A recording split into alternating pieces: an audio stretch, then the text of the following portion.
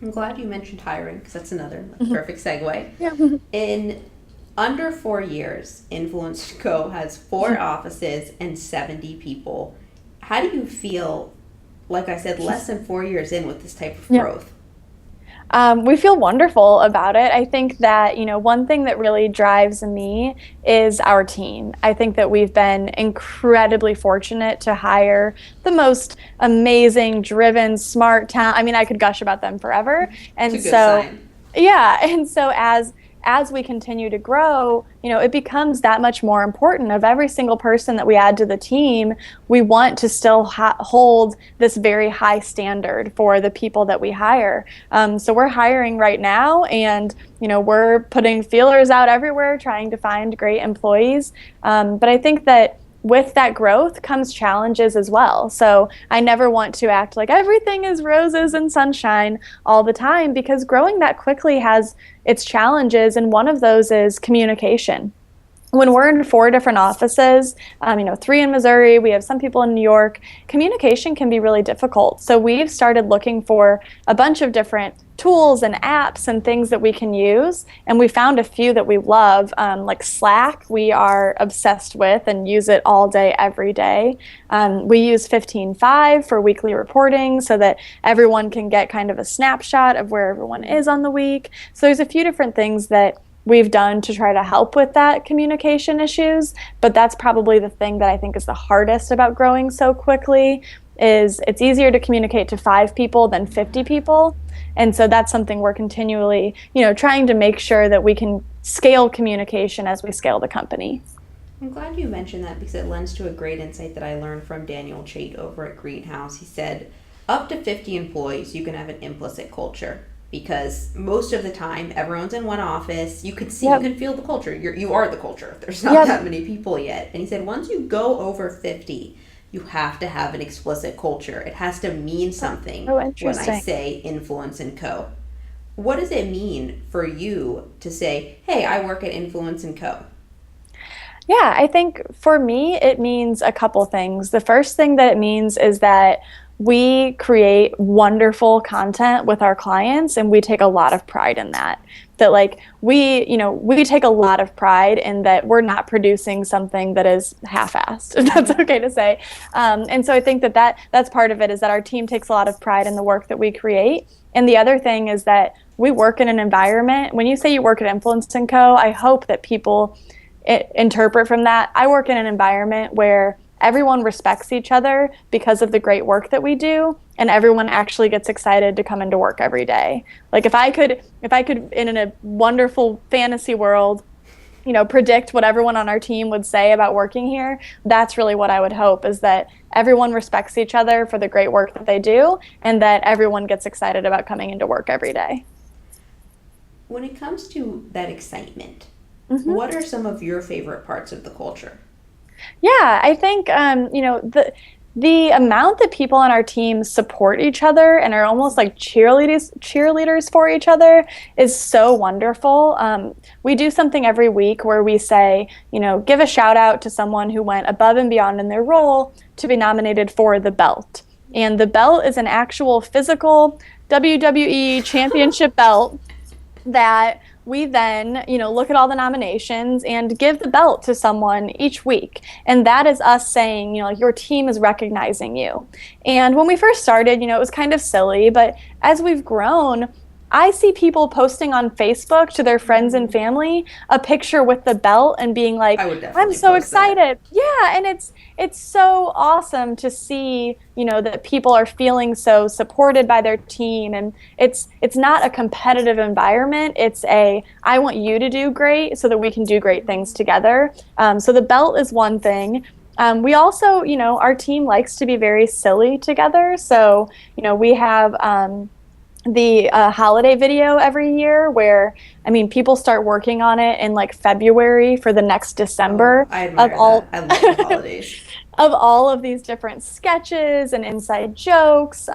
We have our full company retreat coming up in a couple weeks where we do an overnight. We're staying in these cabins, and we're going to have a talent show and all these things. So we do a lot of things to, make everyone get together and enjoy being together and also just feel really supported by their team. You were mentioning before we started that you guys have hired 17 people in 3 months, which is Yeah. amazing and super fast. When it Yes. comes to, for example, the last person you hired, maybe it was this month and you're going on this company retreat, how are you going Mhm. to make sure that he or she feels like, hey, I'm a part of this Yep. community? That is the first thing that we talked about when we started planning this retreat. We said the purpose of this retreat is team bonding and to get people to feel part of it. And so, with that, there's different things like being extremely intentional about organizing the car rides down and who people are rooming with, and saying to the people that have been here forever, your number one goal of this retreat is to get these 10 new people integrated into the team and making them feel welcome. Also, doing things that build that team bonding and that you don't have to have been here forever to, get the jokes or understand. So we're doing like a mini field day. We're doing a mini startup weekend where people are working on ideas together. And also just, as a leader on the team, when we go to our leadership team, we say, that their responsibility is to bring all the new people into the fold. So we never want there to be a separation of, here's the people that have been here since day one, because we still employ all of our first 10 employees that started with us. That's so Um, cool. yeah, it's wonderful, but we those people's job is to make all the new people feel welcome. And I think that part of why we've been able to grow so well is that we got so lucky with those first 10 people. I mean, they're fantastic. And so they've made such a great impact on that, family culture and making everyone feel welcome.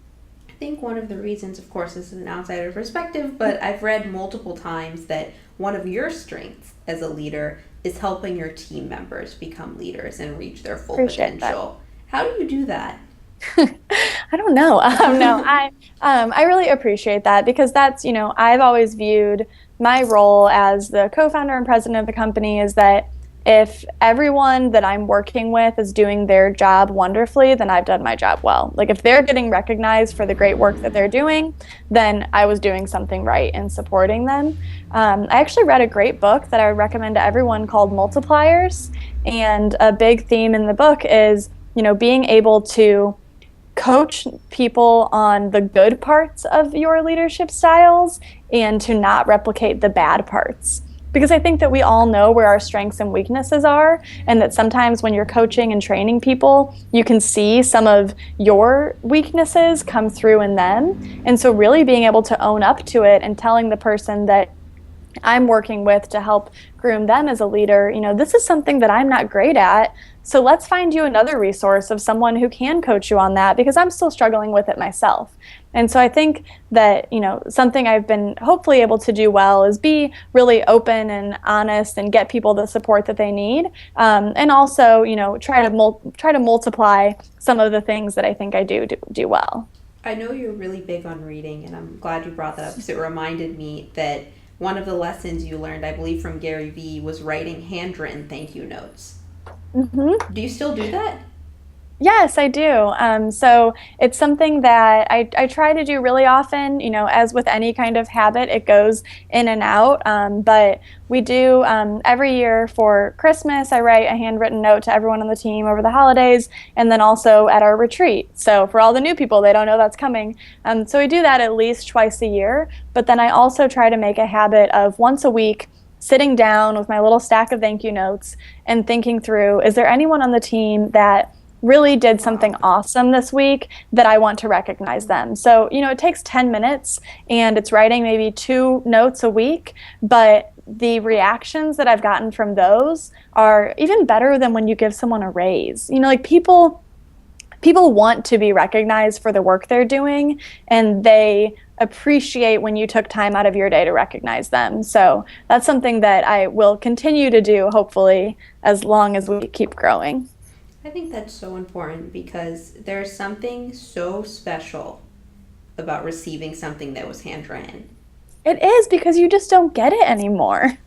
And because it's like you said, like I can visualize you sitting down and taking time to write, and you could have just shot me a text and said thanks. Like, Yep. good Yep. job.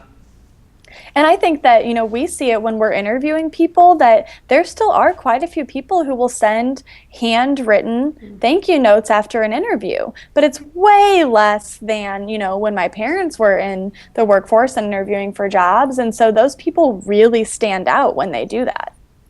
For you, Kelsey, how has your role evolved over the last almost 4 years? I like to think that my role keeps shrinking, which is kind of but it is because when you start out running a company, you're doing everything. You're doing the sales, you're doing the client services, you're doing the accounting and the HR and just everything. And so as we continue to grow, I feel like every year we're hiring a person or two that's taking over one of those roles that I was doing in the beginning, which to me is fantastic. I'm like, just keep taking them. But it's really allowed me to, take less time on the day-to-day, here's the 100 things that need to be done today, and take more time on developing the leaders on our team and really thinking through the big picture. Now, I would love to say that I spend 80% of my time on big picture strategy, but it's probably the opposite. I probably can only spend 20% of my time on that. And so that's kind of a goal of mine in the future, is to be able to continue to develop up the leaders around me to where, they can take on everything. And there's very little day-to-day responsibility that I have to do so that I can focus on supporting them and looking for the long term of the company. When it comes to looking towards the long term, I just had a great conversation with Laura Fine over at Laurel and Wolf, and she was saying that for her, when she thinks of the big picture, it really has to be quiet time. She's by herself. She's focused. She likes to do it in the early mornings. When do you like to do it? What type of environment? Yep. I would say early mornings are definitely true for me as well. I think the first time that I really got good at being able to take that time away and think through it was last November. I had surgery on my neck. And so I had planned to be out for 6 weeks because the doctor had told me, like, you're going to be on painkillers, you're not going to be able to work for 6 weeks. And that was probably the best thing that ever happened to our company because I had to plan to delegate. I had to teach other people what I was doing and make sure that things would be fine while I was gone. Well, I ended up recovering relatively quickly and was back within 2 weeks, but I kind of let it but I kind of let everyone, keep doing the things that we had planned for them to do for the 6 weeks. And so it gave me that time to be able to sit down. And the first thing that I did was go to a coffee shop and not have my computer, not have my phone, only have a pad of paper and a pen. And I think that being able to do that thinking without the distractions of email or calls or anything like that is incredibly important. And the other time that I do a lot of that big picture planning and thinking is while I'm reading. I still am pretty old fashioned that I like to read hard books. I'm not good with a Kindle or on an iPad. And mostly it's because I'm writing in them the entire time. And I write ferociously while I read. So I'll be reading, a book about how Google works, and at the same time, I'm taking notes on the things that I want to change in our company because of that. So for me, it's having an actual, pen in hand and writing things out is where I can think most clearly. I'm glad you mentioned reading because I know you're a very avid reader and you like to reread books twice, 3 times. Yes. Yep. What are a couple of your favorites? Oh, that is so hard. I'd say a favorite that I have read a few times is the Multipliers book that I mentioned earlier. Also, just this, probably in the last year, I read The Hard Thing About Hard Things. And that I thought was one of those books, like going back to what you started the interview with, there's just very useful. Like there was just a lot of things in that book that I was able to take directly to our team and say, I read it in this book and now I want to implement this, which I really like that. I also, though, love to read biographies and things like that to kind of get a glimpse into other people's lives. So I'm kind of all across the board. But if I had to recommend 2 books to any other entrepreneurs, I would say Multipliers and The Hard Thing About Hard Things. So the second part of what you were sharing that I want to touch on is the delegation. Thankfully, no more surgeries in the future. Hopefully. But when it comes to that delegation today, how do you do it? Because I think sometimes when you hear the word delegation, it sounds like me saying, Kelsey, do this, this, and this. Yeah. And that is not an effective approach. No. The way that I view delegation is opening other people's eyes to the issues that we're struggling with as a company and empowering them to come up with solutions. So a lot of times, there will be something that I realize is an issue because I'm hearing it from a couple different people. And so my first gut instinct is I'm the only person that can fix that. I'm the only person that can solve this issue. But in reality, a lot of times I'm not even the best person to solve it. Someone who's closer to the issue would be much better. And so instead, what I'll do is say, hey, I'd love to, kind of get your thoughts on something that I've been thinking about and share with, so Alyssa is our VP of sales. So I'll sit down and share with Alyssa, I've been thinking that maybe we need to have more structure around our sales process. And I think these are some issues that we deal with. And instead of saying now, can you come up with a plan and can you do these 6 things? I'll say, can you help me in solving this? And why don't you tell me what you think would be helpful to do? And so to me, it feels like much more of an empowering type of delegation than I'm giving you a bunch of busy work. It's, I want you to really rise to the occasion and help me solve this problem. What's exciting about that is, as you shared, once you build that team of initiators who run with problems, solve them on their own, you can focus on the big picture. What is the big picture vision for Influence & Co.? I think the big picture vision is continuing to understand where the future of content is going and continuing to be able to stay on that path with the future of content while staying true to what we believe is that the best way you can engage an audience is by creating genuine, authentic content coming from an individual. And so since that's really been core to what we've done this whole time, we've been able to kind of move into doing blog content or guest contributed content or white papers or newsletters because we've seen that that's what's needed for content marketing. And so I think in the future, we might be moving into different service lines, but knowing that it's all coming from that same core place of creating content to educate an audience coming from an individual. All right, last question. Yes. And this one can be personal, professional, athletic achievement from your golf days when you were 7. I also played golf. Well, you did some great research. I just have to say that. Not as good as you.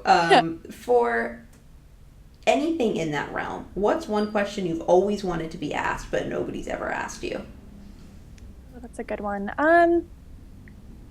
Probably having someone ask,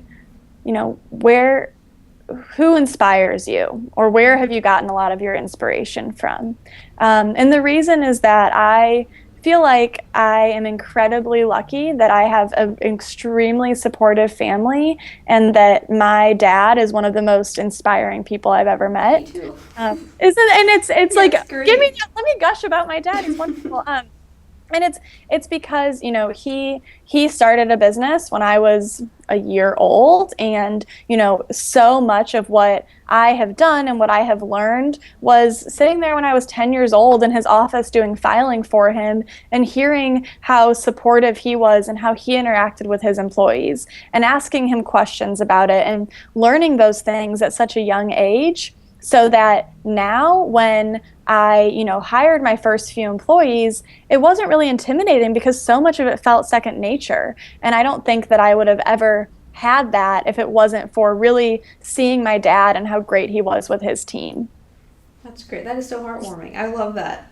Oh, thanks. And I know I said it was last question, but I do have one more question actually that I want to ask. Okay. You played golf in college. And yes. I tried playing golf, and I was horrific at it. I doubled par +1 every single hole. What did playing golf teach you about how to run your business? Oh, that is such a good question. I think the first thing is that golf is a very social sport. It's probably one of the only sports where, you're competing against someone, but you're hanging out with them for 4 hours. And so when I was, 7 years old and going to go play golf with my dad, and, the guys that he knew, I had to learn as a, 7, 10-year-old how to talk to adult men and not be intimidated by making small talk with adults. And so part of it was that I think I learned a lot of just social etiquette and how to feel comfortable in different situations talking to people. Golf is also such a mental game that I really learned how to, I won't say that my mental game in golf was great. That's probably what was the most difficult part for me, but it really helped me understand, how to diffuse something, how to not let stress overcome you, and how to not, just react, but be able to take something that's stressful, take something that you're worried about, and really kind of like stay calm throughout it, which I think is incredibly important in any type of leadership role. I love that. I could never stay calm because I would always whiff the ball. And the girls behind me would say, "That's a stroke." And I'd be like, "I know, thanks." I know, leave me alone. I got it. Yes. Well, Kelsey, I can't thank you enough for spending time with me today. And I hate to be cliche and go back to the beginning, but all the advice you shared was so useful that I can't wait to apply it. Well, this was so much fun. I really appreciate you asking me to do this. Thank you. How can everyone stay up to date with your work? And for individuals or teams that want to start working with Influence & Co., what's the best way to do that? Yeah, I mean, obviously coming to our website, it's influenceandco and spelled out, .com. You can also follow us on Twitter. We're at Influence & Co. You can follow me on Twitter. My Twitter name is really difficult, but it's Kelsey_M_Meyer. And, I practice what I preach, so I will engage if you tweet at me. And yeah, I mean, just reaching out. We're pretty easy to find if you Google us as well. And follow the blog. That's right. Yes, and read our blog, please. That's my last one. Thank you so much. Thank you. This was so much fun. Have a great rest of your day.